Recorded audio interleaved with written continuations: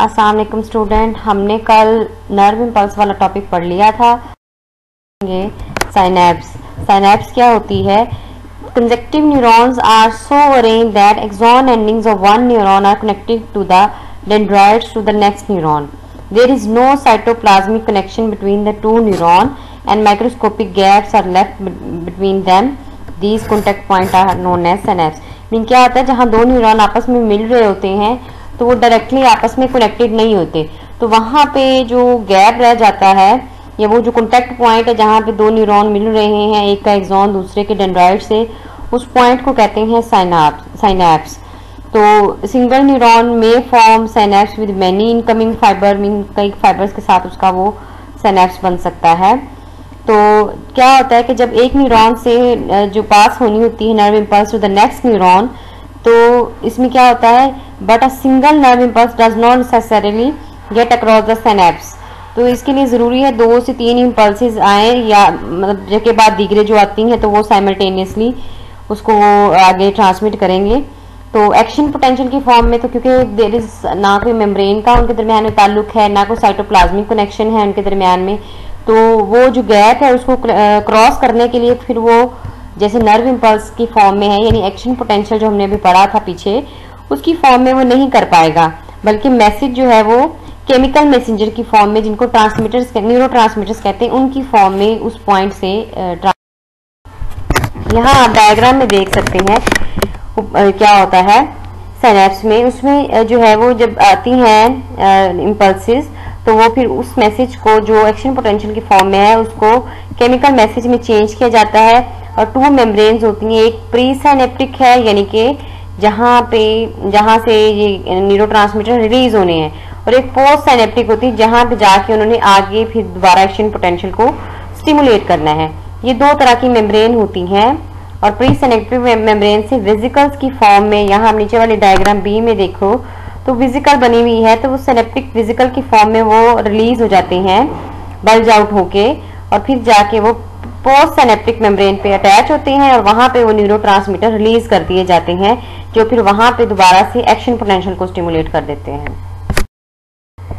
तो neurotransmitter chemical है which are released at axon endings at synapse. तो different type के हैं न्यूरोट्रांसमीटर, एसिटाइलकोलिन है, एड्रेनालिन है, नॉरएपिनेफ्रिन है, सीरोटोनिन है, डोपामिन है.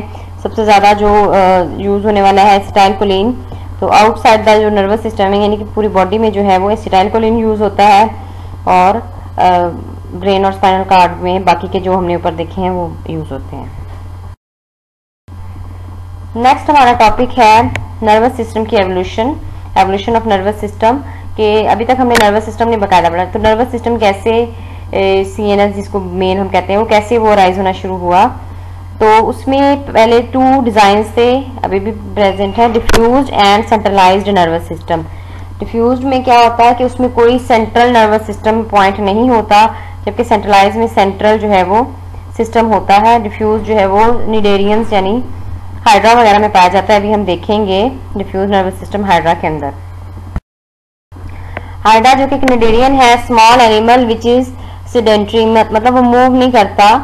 तो इस नर्वस सिस्टम जो है इसमें क्या होता है कि न्यूरॉन्स का नेटवर्क होता है जो पूरी एक्टोडर्म और एंडोडर्म पूरी बॉडी में वो डिफ्यूज हुआ होता है. कोई सेंट्रलाइज एक कलेक्शन ऑफ न्यूरॉन्स नहीं होती. तो there is no head, so there is no centralise nervous system, no brain, no nerve cord. Cluster of cell body present होते हैं जो डिफरेंट पॉइंट्स पे गैंग्लिया बना रहे होते हैं.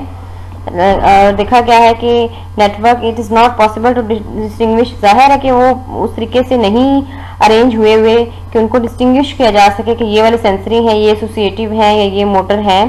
तो डेफिनेट सेंसेस भी नहीं है उसके अंदर, जस्ट वो अप्रोप्रिएट स्टिमुलस को रिस्पॉन्स करते हैं और पूरी की पूरी बॉडी ही तकरीबन उसको रिस्पॉन्स में मूव कर जाती है. The tentacles are more responsive and react to the stimulus instantaneously. Second type का जो है प्लेनेरिया के अंदर पाया जाता है, ह्यूमंस में भी है, सेंट्रलाइज नर्वस सिस्टम. तो इसमें क्या होता है, centralise nervous system interior brain region of the body of planaria. There is bilobed mass composed of ganglia है, ब्रेन फॉर्मेशन होती है और इससे इम्पल्सिस जो है वो रिसीव और सेंड की जाती हैं डिफरेंट पार्ट्स ऑफ बॉडी को. यानी कि एक सेंट्रल पॉइंट है नर्वस सिस्टम का। और इसमें जैसे हाइड्रा में डिफरेंशिएशन नहीं थी सेंसरी, एसोसिएटिव और मोटर की, लेकिन इसमें डिफरेंशिएशन होती है। और इसके अलावा इसमें ब्रेन और लॉन्गिट्यूडनल नर्व्स प्रेजेंट होती हैं। सेंसरी न्यूरॉन इम्पल्सिस को ब्रेन की तरफ लेके जाते हैं। Motor neuron they carry away from central nervous system. और इसके अंदर न्यूरॉन्स की हाइड्रा के अंदर हमने देखा था नहीं है ऐसा।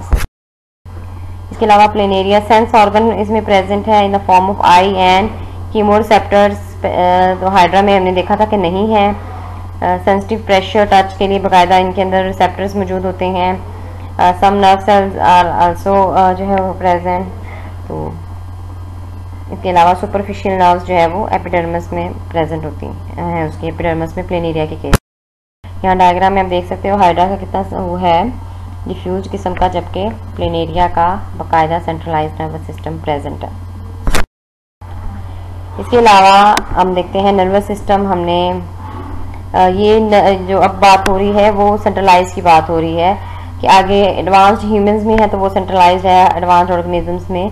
तो जो सेंट्रलाइज है उसमें भी 2 कैटेगरीज हैं, सेंट्रल नर्वस सिस्टम और पेरिफेरल नर्वस सिस्टम है।